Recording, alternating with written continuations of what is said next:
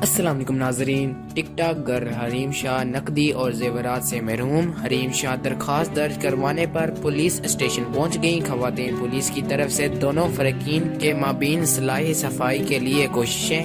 تفصیلات کے مطابق حریم شاہ اس حوالے سے درخواست درج کروانے رملہ پولیس اسٹیشن اسلام آباد پہنچ گئیں، جہاں انہوں نے بتایا کہ ایک خاتون جو کہ ان کے ساتھ تھیں، اس نے حریم شاہ کے پیسے اور زیورات چرا لیے ہیں۔ بتایا گیا ہے کہ معاملہ پولیس اسٹیشن کو منتقل کر دیا گیا ہے، کیونکہ اس واقعے میں درخواست دہندہ اور جس پر الزام لگایا گیا دونوں ہی خواتین ہیں۔ خواتین پولیس اہلکاروں کی طرف سے دونوں فریقین کی مابین صلاحی صفائی کے لیے کوششیں کی جا رہی ہیں۔ ظاہر ہے کہ حریم شاہ مختلف واقعات کی وجہ سے خبروں میں رہتی ہیں۔ ایک واقعات میں حریم شاہ نے پاکستانی سیاست میں ہلچل مچائی ہوئی تھی، جس کے بعد حکومتی حلقوں میں ان کا ذکر کیا جا رہا تھا۔